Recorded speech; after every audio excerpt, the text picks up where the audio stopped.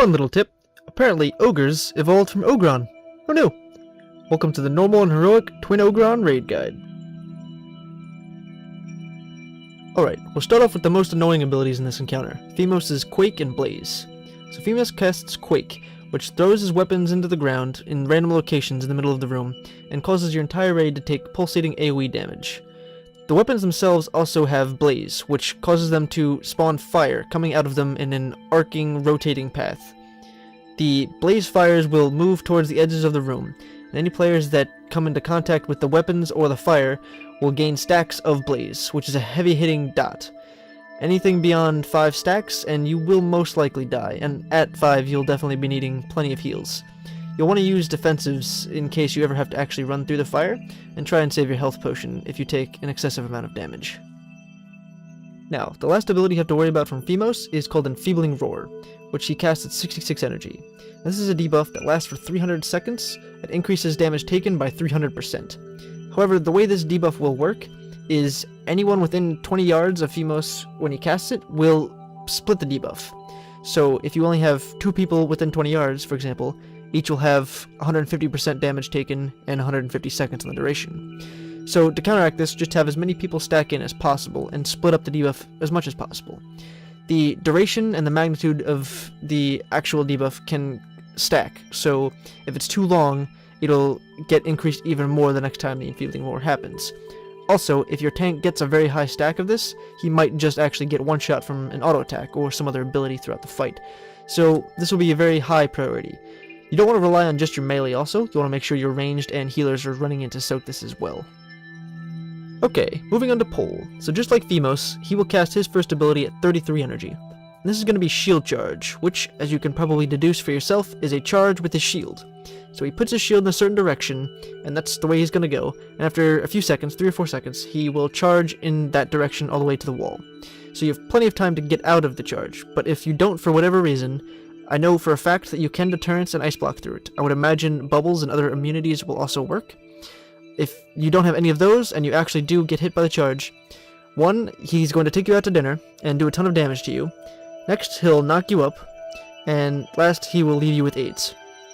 Which in WoW terms means he's going to hit you and do a ton of damage, he's still going to knock you up, and he's still going to give you AIDS, in the form of Injured, which is a huge bleed debuff, which will probably kill you if you don't get a Blessing of Protection to remove it, or a ton of heals to heal you through it, for the next 15 seconds, I believe it is. So, yeah, don't get hit by Shield Charge. It's not a fun time. It's not a fun time at all. Alright, at 66 energy, Pole casts Interrupting Shout, which is a shout that interrupts you. Alright, moving on. And at 100 energy, we have Pole's last ability, Pulverize. This is a 3-part ability. The first part, any player standing within 3 yards of another player will take damage and get knocked back, so everyone just needs to spread out, which is pretty easy. The second part, 3 circles, brown circles, will spawn on the ground underneath random players, and after a few seconds, a rock will fall from the ceiling and hit these circles, doing a good deal of damage and knocking back anyone in the circle. So if you're standing in a circle, just get out of it. The last part will spawn a giant brown circle on either your ranged or melee group, and you just need everyone to get out of it, or else they're going to take a huge amount of damage and be knocked back, and if they're not completely topped off, they'll probably die. If for whatever reason you're stuck in this and you can't get out, make sure to pop some kind of defensives or get ready to use a health pot right away. If this happens during other such abilities that do AoE damage, like the Blaze, then you want to make sure you definitely have a pot ready or you will die, because the tick of Blaze right after getting hit by this will easily kill you. Alright, next we'll talk about Whirlwind. So when Phemos gets to 33 energy, he'll cast this spell, which will do massive AoE damage around him for 9 seconds. Before this happens, whoever's tanking Phemos needs to make sure he brings him out of the raid. When he does cast Whirlwind, there'll be a giant white circle on the ground, so the tank will need to make sure that nobody is standing inside of this circle, especially the other tank. When you take damage from Whirlwind, you'll get a debuff called Weakened Defenses, which will just increase your damage taken. So if both tanks are hit by this, there will be a huge burden on your healers that you don't want to have to deal with. In certain situations, when there's other mechanics going out, like fire, the tank with Phemos will need to make sure he communicates with his healers to make sure he's still in range while he's doing his best to dodge the fire that might be pulsating to him, or if he drags it to a corner of a room or something like that, he'll need to make sure he's in range for heals. Your melee DPS will also want to be aware of when this is going to happen, so they don't chase after Phemos and just stick on Pole. There's two other abilities that the tanks and healers will want to make sure they're aware of. The first is Feimos' Double Slash. Now, this is a buff he'll occasionally gain, which will simply increase his damage done to his tank. If he ever gains this buff during Whirlwind, you want to make sure your tank pops a cooldown and gets an external to live through it, because it's going to be taking a significant amount of extra damage. Now, the pole tank will have to worry about an ability called Shield Bash, which Pole will occasionally cast and does a significant amount of damage, and will also interrupt any spells being cast, which unfortunately means you can't have any mage tanks. Although they are ideal for the fight, that just simply won't work. He casts the ability too often, and it'll interrupt too many of their spells, and they won't be able to continue with their tank rotation to survive. So you have to go with the standard tanks. A paladin, death knights, monks, druids, they all work fairly well for this fight. Certainly better than a mage, due to this buff. The Shield Bash, which interrupts its spellcasting. Now for the positioning on this boss, we have our tanks, melee DPS, and the bosses stacked on the circle closest to the entrance of the room, around the outer circle. And we have our healers and ranged DPS on the circle just to the south of them. This will cause a couple of things to happen. One, the shield charge will always go towards a ranged member, if there is one, which means it'll always go towards the group of ranged players, so it'll always be in the same direction, which just makes it easier to deal with this mechanic, and basically trivializes it, because you always know where it is, so you just don't have to stand there, and you won't get hit by it ever. Next is the Pulverize.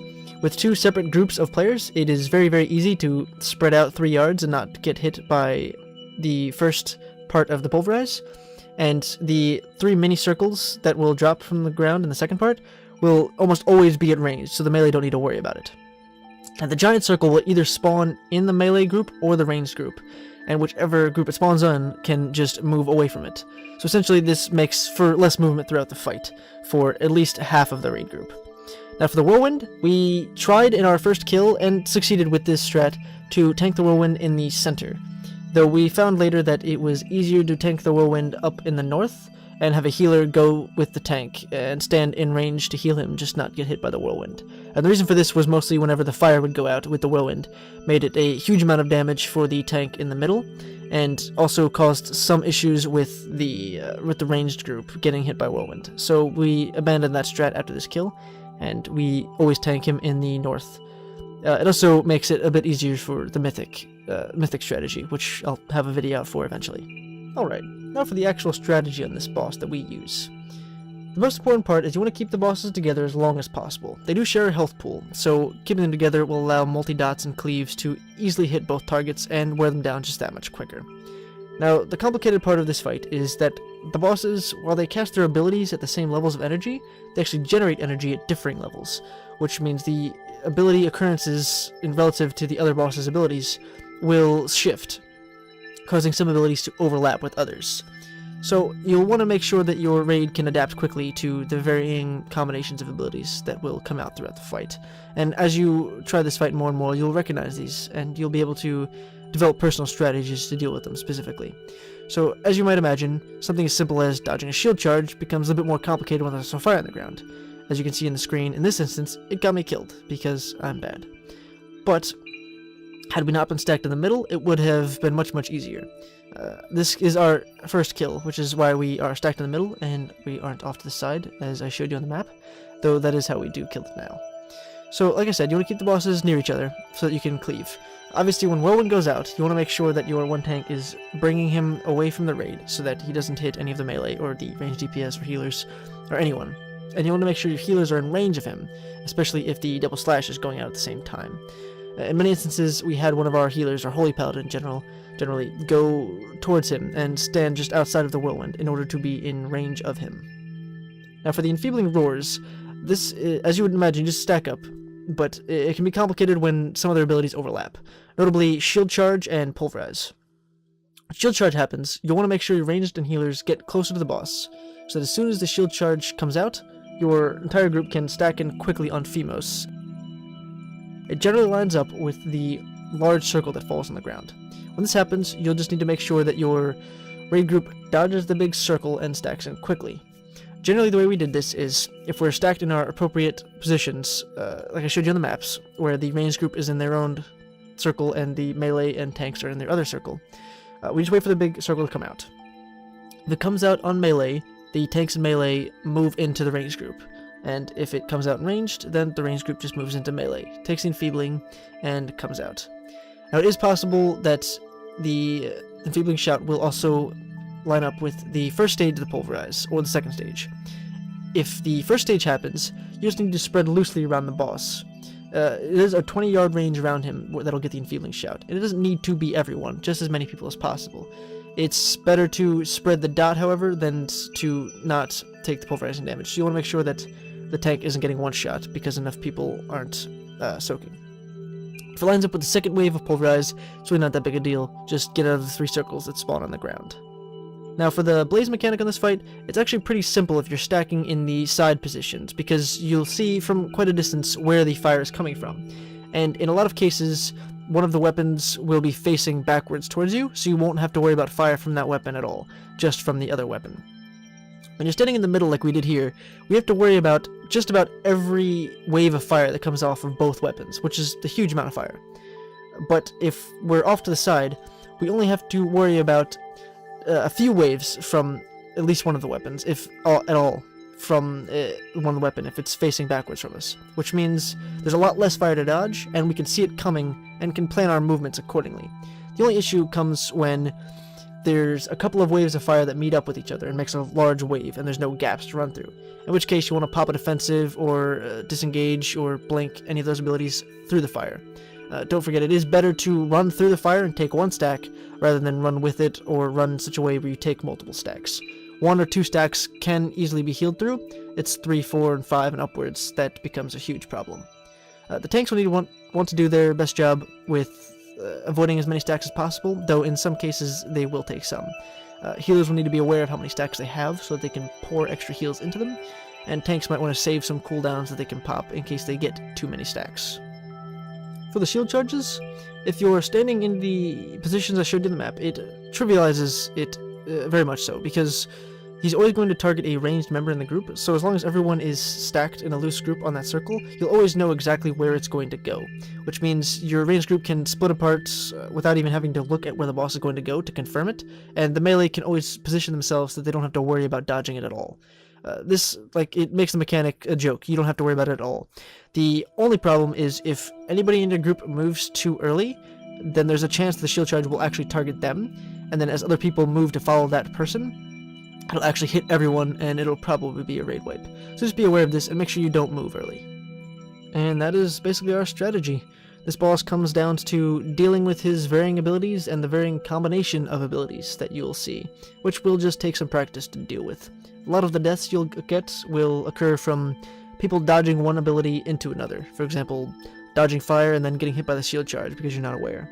That's specifically why we changed our strategy to the way it was, where we're lined up on the wall, because it makes it easier to visualize where all the abilities are coming from. So best of luck to you, and I hope you get a kill. I'm sure you will. If you have any questions, feel free to leave them in the comments, and I'll try to answer them as quickly as possible. And if you enjoyed what you saw, please subscribe, and you'll be alerted when I post more raid guides, which are coming soon, I swear.